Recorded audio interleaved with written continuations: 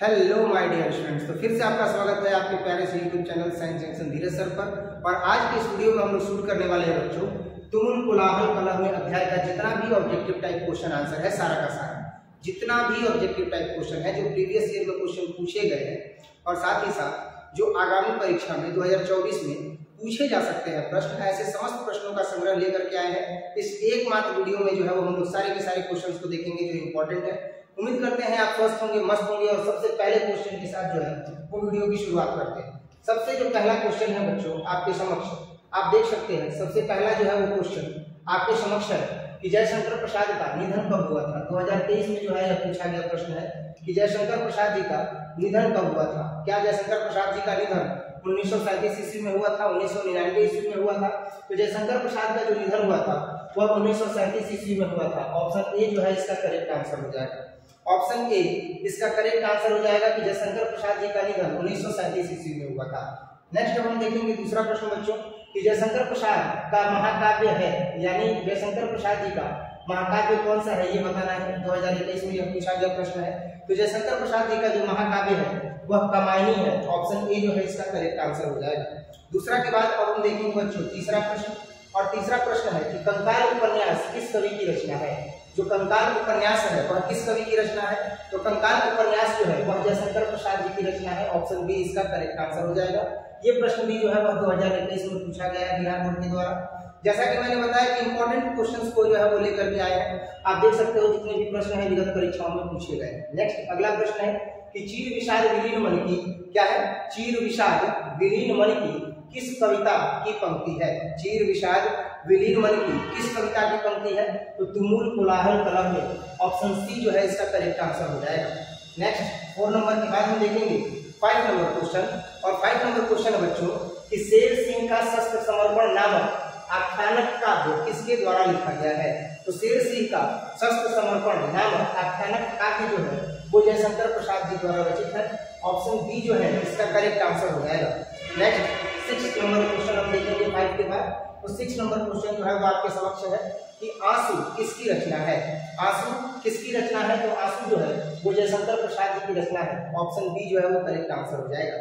6 number के बाद अब हम देखेंगे 7 नंबर क्वेश्चन, जयशंकर प्रसाद ने कौन सी कविता लिखी है ये बताना है। 2023 में जो है यह पूछा गया प्रश्न है कि जयशंकर प्रसाद ने कौन सी कविता लिखी है। तो जयशंकर प्रसाद जी ने तुमुल कोलाहल कलह में कविता को जो है वह लिखा है। अब हम देखेंगे 8वां प्रश्न बच्चों, और 8वां प्रश्न है कि जयशंकर प्रसाद जी का जन्म कब हुआ था। तो जयशंकर प्रसाद जी का जो जन्म है वो कब हुआ था? तो 1985 ईस्वी में जयशंकर प्रसाद जी का जन्म हुआ था। ऑप्शन बी जो है इसका करेक्ट हो जाएगा। नेक्स्ट 8 नंबर के बाद हम देखेंगे 9 नंबर क्वेश्चन, जयशंकर प्रसाद के पितामह कौन थे? जयशंकर प्रसाद के पितामह कौन थे? जयशंकर प्रसाद के पितामह शिवरत्न साहू थे। ऑप्शन ए इसका करेक्ट आंसर हो जाएगा। 9 नंबर के बाद अब हम देखेंगे 10 नंबर क्वेश्चन, 10वां प्रश्न देखेंगे बच्चों। और 10वां प्रश्न है कि जयशंकर प्रसाद कितनी वर्ष की अवस्था में पितृ विहीन हुए थे, अर्थात पिताजी का साथ जो है वह छूट गया था। जयशंकर प्रसाद जी किस वर्ष की अवस्था में पितृ विहीन हुए थे? तो 12 वर्ष की अवस्था में जो है ये पितृ विहीन हो गए थे, अर्थात पिता से इनका साथ छूट गया था। 10 नंबर के बाद अब हम देखेंगे 11 नंबर प्रश्न, और 11 नंबर प्रश्न आपके समक्ष बच्चों। और 11 नंबर प्रश्न है कि जयशंकर प्रसाद हिंदी साहित्य के किस काल के कवि थे? जयशंकर प्रसाद हिंदी साहित्य के किस काल के कवि थे? तो आधुनिक काल के कवि थे। ऑप्शन सी इसका करेक्ट आंसर हो जाएगा।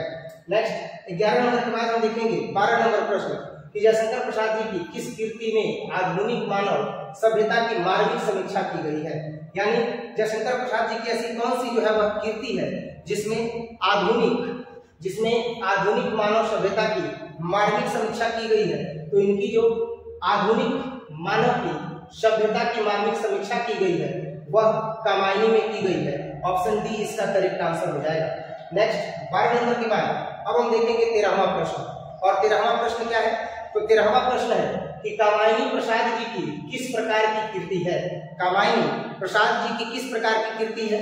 क्या वो खंड काव्य है, क्या वो गद्य काव्य है, क्या वो प्रबंध काव्य है, या इनमें से कोई नहीं, या इनमें से कोई नहीं? तो इसका करेक्ट आंसर क्या होगा?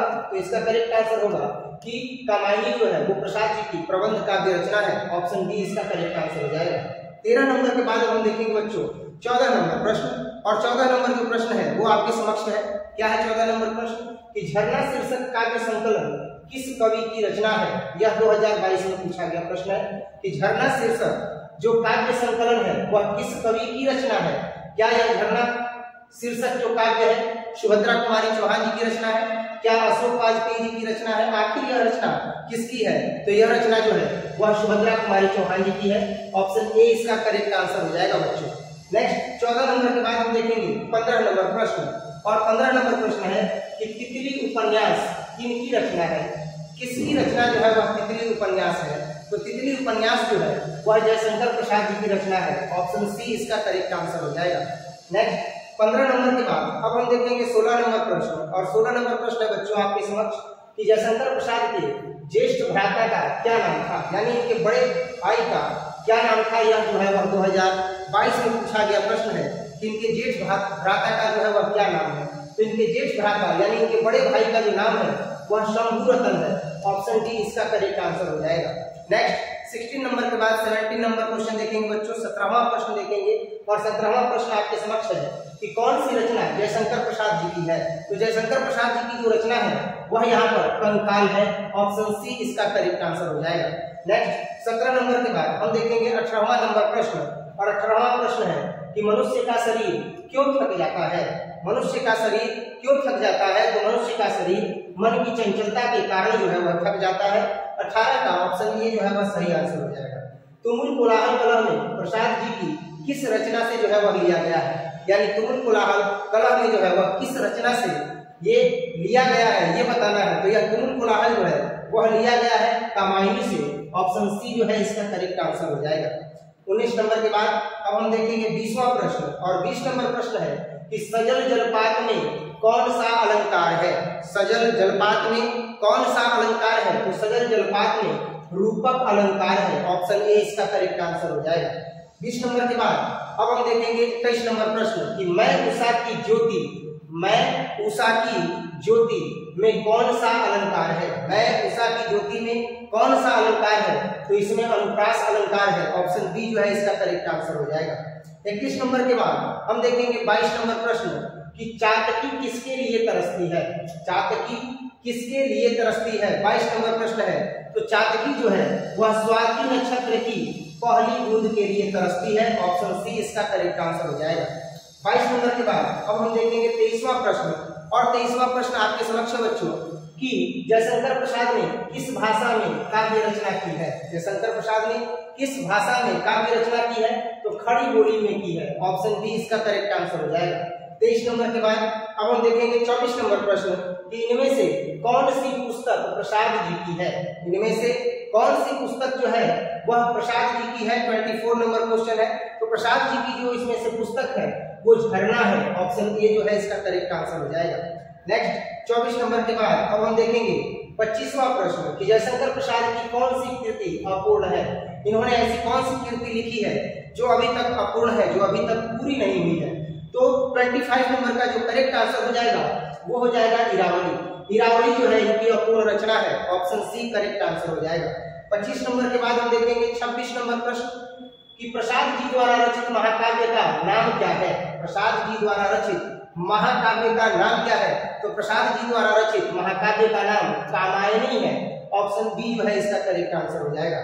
26 नंबर के बाद अब हम देखेंगे 27 नंबर प्रश्न जो कि 2020 में बिहार बोर्ड के द्वारा पूछा गया है 12वीं के एग्जाम में। जयशंकर प्रसाद की सफलतम नाट्य कृति है, यानी जयप्रकाश जी की जो सफलतम नाट्य कृति है, नाट्य रचना है वो कौन सी है? तो इनकी जो सफलतम नाट्य रचना है वो कौन सी है भाई? तो इनकी सफलतम नाट्य रचना जो है वह ध्रुव स्वामिनी है। ऑप्शन सी जो है इसका करेक्ट आंसर हो जाएगा। नेक्स्ट 27 नंबर के बाद 28 नंबर प्रश्न है कि जयशंकर प्रसाद किस वाद के कवि थे? 2018 और 2020 दो वर्षों में यह जो है वो प्रश्न पूछा गया है। 2018 में भी पूछा गया है, 2020 में भी पूछा गया है। महत्वपूर्ण प्रश्न है, ध्यान दीजिएगा कि जयशंकर प्रसाद किस वाद के कवि हैं? क्या वो छायावाद के कवि है? क्या वो प्रगतिवाद के कवि है? किस वाद के कवि है? तो जो जयशंकर प्रसाद जी हैं वो छायावाद के कवि हैं। ऑप्शन ए जो है इसका करेक्ट आंसर हो जाएगा। नेक्स्ट 28 नंबर के बाद हम देखेंगे 29 नंबर प्रश्न कि प्रसाद जी के पिता का क्या नाम था? तो प्रसाद जी के पिता का क्या नाम था? प्रश्न ऐसे नहीं पूछेगा, प्रश्न पूछेगा कि जयशंकर प्रसाद जी के पिता का क्या नाम था? तो प्रसाद जी के पिता का नाम जो है वह देवी प्रसाद साहू था। ऑप्शन बी जो है वो करेक्ट आंसर हो जाएगा बच्चों। नेक्स्ट 29 नंबर के बाद अब हम देखेंगे 30 नंबर प्रश्न। प्रसाद जी का जन्म कहाँ हुआ था? प्रसाद जी का जन्म कहाँ हुआ था? तो प्रसाद जी का जो जन्म है वो वाराणसी में हुआ था। ऑप्शन सी जो है वो करेक्ट आंसर हो जाएगा। 30 नंबर के बाद अब हम देखेंगे 31 नंबर प्रश्न कि कंकाल क्या है? तो कंकाल क्या है? क्या कंकाल जो है वो महाकाव्य है, गीति नाट्य है, प्रबंध काव्य है या उपन्यास है? तो जो कंकाल है वह उपन्यास है। ऑप्शन सी इसका करेक्ट आंसर हो जाएगा। 31 नंबर के बाद नेक्स्ट जो है वो हम देखेंगे 32 नंबर प्रश्न। ध्रुव स्वामिनी कैसी कीर्ति है? 2019 में यह पूछा गया प्रश्न है कि ध्रुव स्वामिनी कैसी कीर्ति है? ध्रुव स्वामिनी कैसी कीर्ति है? क्या वह महाकाव्य है, गीत नाट्य है, गीत काव्य है अथवा नाटक है? तो ध्रुव स्वामिनी जो है वह नाटक है। ऑप्शन डी इसका करेक्ट आंसर हो जाएगा। नेक्स्ट 32 नंबर के बाद अब हम देखेंगे 33 नंबर प्रश्न बच्चों। और 33 नंबर प्रश्न आपके समक्ष है कि देवी प्रसाद साहू जयशंकर प्रसाद के कौन थे?